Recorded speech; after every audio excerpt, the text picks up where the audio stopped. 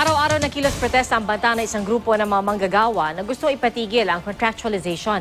Kanina sumugod sila sa tanggapan ng DOLE o ng Department of Labor and Employment. May report si Mark Zambrano. Mahigit 8 taon nang nagtrabaho sa isang apparel distribution company si Jessel Autida.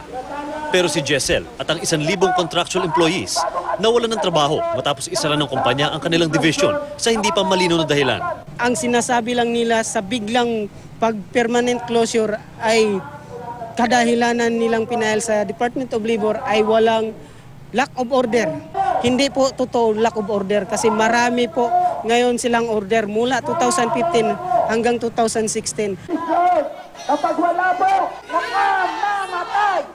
Kasama ang may 60 miyembro ng Partido Manggagawa, ipinakita nila ang galit kontra contractualization sa Department of Labor and Employment kanina.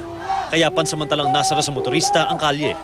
Umaasa ang grupong manggagawa na bunsod nga sa utos si Pangulong Rodrigo Duterte na wakasan na ang lahat ng klase ng contractualization ay makakamit na nila ang ilang taon na nilang pinaglalaban at makabalik na rin sa kanilang mga regular na trabaho. Hiling ng mga manggagawa, sana'y pumanig sa kanila ang bagong department order na maaring ilabas ng DOLE mula sa mga napagkasunduan sa pagtatapos ng Regional Summit sa Cebu sa Huwebes. Dito kasi nag-usap ang mga employers at labor groups ukol sa mga paraan para tanggalin ang contractualization. Yung maximum demand nila is wala na talagang contractualization. Ngayon, hindi naman pwede yan.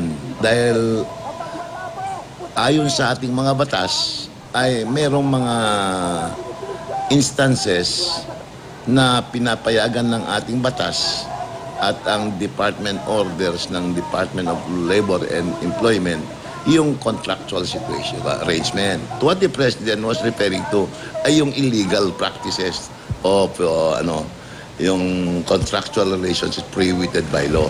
Agaya halimbawa, alam naman natin maraming mga department store na kailangan ng business niya talaga, yung services of the sales girls.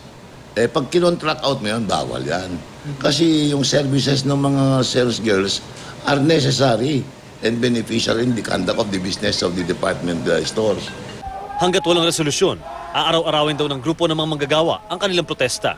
Mark Zambrano, GMA News.